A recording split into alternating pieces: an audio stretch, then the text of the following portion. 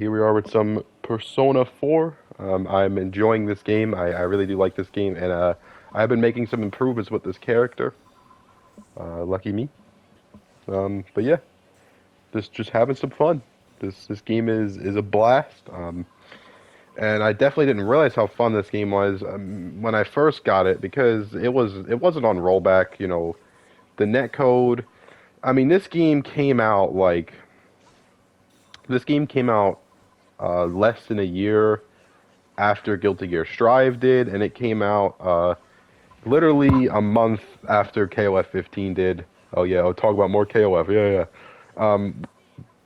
Whatever you want to say about those games, those games had literally perfect netcode. And this game, I can't lie, this game was definitely a bit of a money grab at launch because you were paying, I think this game was $30. You're paying $30 for literally nothing, right?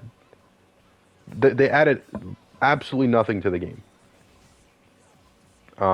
I believe this version of the game is an arcade. By the way, I completely dropped that combo, which is tragic. I believe this version of the game is arcade only, right? Until now, obviously. But when the game, like this version, it was only in the arcades until the next gen version, the PS4 version of this game came out, right? The problem is that that's it. They just took a version that was arcade exclusive, put it on console, and called it a day. And that really, I'm not gonna lie, I feel like that really hurt this game. You could still find matches on this game, but no joke, there's like 5 to 10 people in the lobby at any given time, and that's it. And the reason I bought this game, the reason I fell for the scam, if you want to call it that, is because, I also completely dropped that, is because I literally never played this game before. So, it was a new game to me. But, like, thankfully people complained, and they changed their mind, and they decided to add a rollback, because they weren't going to do it at first. And that's wonderful, that's great, because this game is fun, and I'm sure the reason this game got ported to console was because it had a player base that loved it. And yeah, I really did feel bad for them because they were finally getting the game they've waited. I mean, if you don't know, this game was only on PS3, I believe. I don't know. I'm not sure. I don't know if this game had a PC version. I don't know. Correct me if I'm wrong, but I don't know. But if it did have a PC version, it only had a PS3 and a PC version that was obviously very old. I think this game came out in 2013, I think. Something like that. So it was just, unfortunately, it was just an unfortunate situation. And for me, personally, I think this game did come out in 2013, which is tragic because that's when the next gen consoles came out. So this game was only on last gen, and that was it until literally a year ago. So yeah, that was unfortunate. And not gonna lie, me personally, maybe it's the difficulty. But this game gives me the same vibes as Dragon Ball FighterZ. Like, this game should have been as popular as Dragon Ball FighterZ. But maybe it's just the difficulty that is the reason why. Because, like I said, this came out in 2013. And that was an age where fighting games did not care. Like, the difficulty was insane on them. And I would argue this game is harder than like 90% of fighting games today, and maybe that's why it wasn't popular, combined with the fact that it was coming out on PS3 when the PS4 was already about to be out. But yeah, this game is a hidden gem. I really do think this game's a hidden gem. Like, I don't think this game is really that popular at all, so that's why I'm going to call it a hidden gem. I think this is the definition of a hidden gem. Because it's fun, and I haven't even touched the story because I do want to play Persona 4, And I know that this game is actually a sequel to Persona 4, so I don't want to play the story and get like spoiled or anything. But it seems to have a lot of, like, if you're a Persona fan, it seems to have a lot of Persona content in it, like a lot of single player content, right? But yeah, I always felt like, ever since I started playing this game like last year, I felt like this game should have been as popular as Dragon Ball FighterZ. I don't know why. It just gives me that same vibe that FighterZ does. But obviously a lot harder, so like I said, that could be the reason why, I don't know.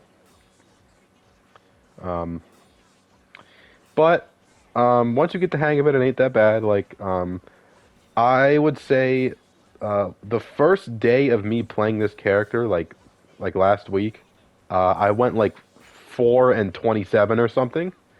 And now I would say, on average, I would go like 20-15 or something.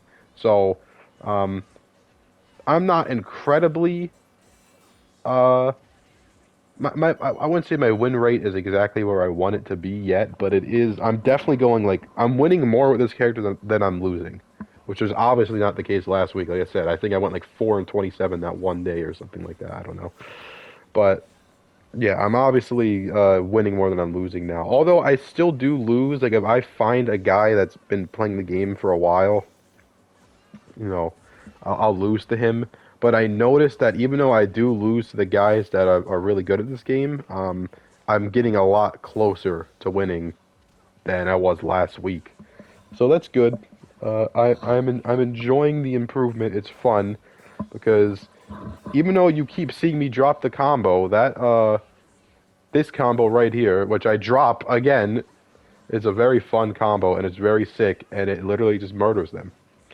The only problem is learning how to keep your burst is very unique. I don't think there's any other fighting game where you actually have to save your burst for combos. And you know, obviously playing the Shadow version, you have to do that. So it's just it's very new to me right now. I'm getting used to it, but unfortunately with this character right here, I want to include this match because if anyone could help me out here, you know, if you made it this far in the video, if anyone could help me out here, I would appreciate it because here we are. My least favorite archetype in all of fighting games, the zoner. So I'm fighting a zoner here, and yeah, I don't know what else I have to say. Like, even there, I do a DP, but she pushed me so far that the DP just whiffed.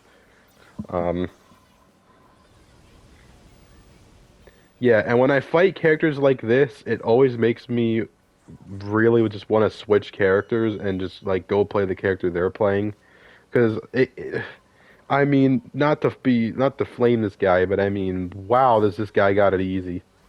It always demotivates you because it's like, why am I playing this really hard character when I could just go play this character? And I don't know if this character's hard, right? But it sure doesn't. The problem with zoners, at least, is that even though